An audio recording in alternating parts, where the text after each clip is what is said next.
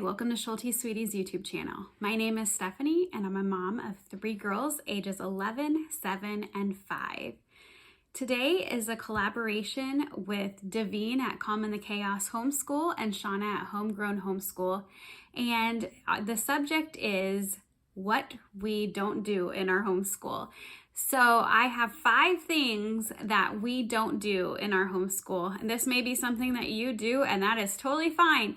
And I would love to hear what you don't do in your homeschool that is considered like a normal activity.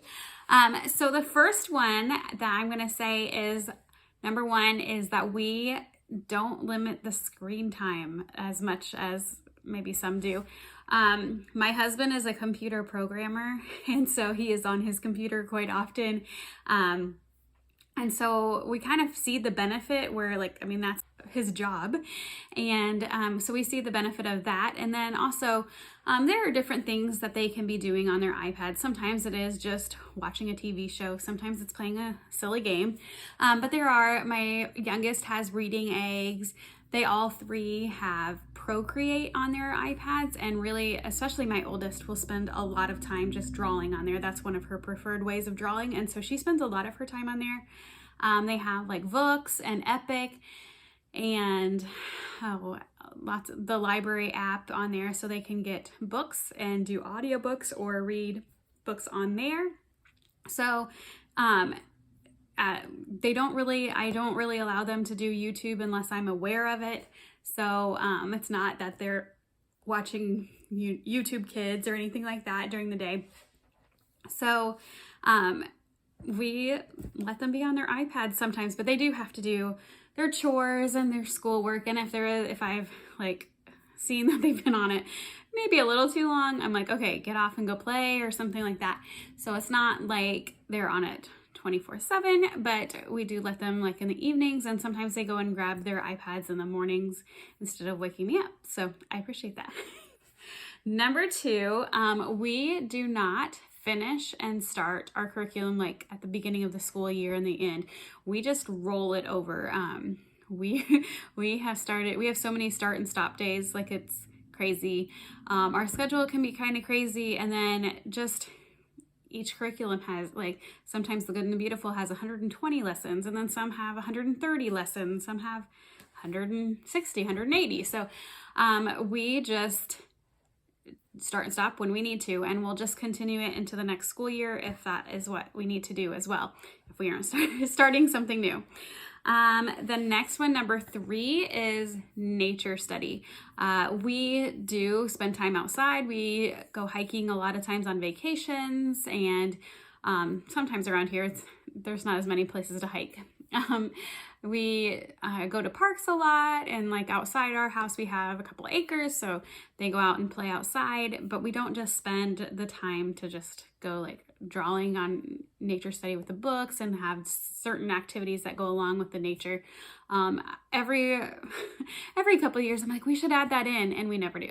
So it's just not one of our things. Especially my middle daughter is very just curious about things in nature, and so she will go out, and the other day she was out looking at all the worms and gathering them up and things. So she especially will just go explore nature, and I don't need to prompt her. So the other one, my oldest, I probably would need to prompt, but we don't do a lot of that. I do make them go out and be outside. So we just don't do a formal nature study.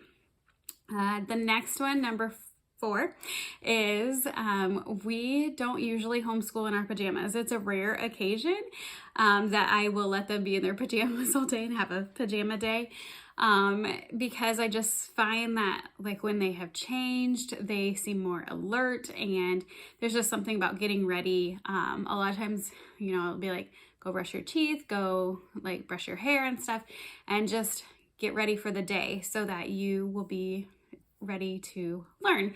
I don't know why I did that, but I find that when I get dressed and change and get ready, then I am more alert and ready to teach them as well. Usually when I'm still in my pajamas, I'm kind of in a fog too. So I think that is just kind of a habit that we have done, and it just works for us. So they know like right after they get ready, then that's when school starts. So, and then number 5.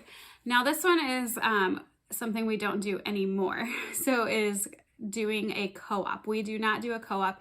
We have previously done, I think it was like 3 years of a co-op that we really loved and enjoyed, but we moved away. That was our number 1 reason why we stopped doing a co-op.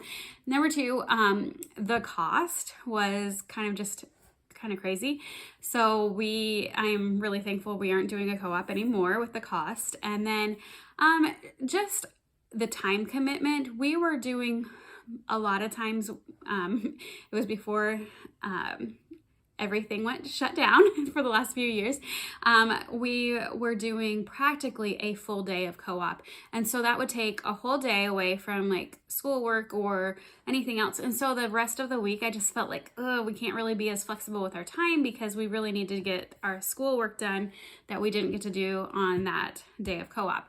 So I am really thankful that we actually don't do that now because we have a good group of homeschool friends just around this area, and we are able to like plan just random park days or go to the zoo one day, just do different field trips, play dates, and those type of things. And like it's just random. It's not weekly, and it's usually one afternoon for about 2 hours or so, 2 to 3 hours, and we do parties together and things like that. So we still do things together and regularly, probably a couple times a month, but it's not weekly, and it's not as big of a time commitment.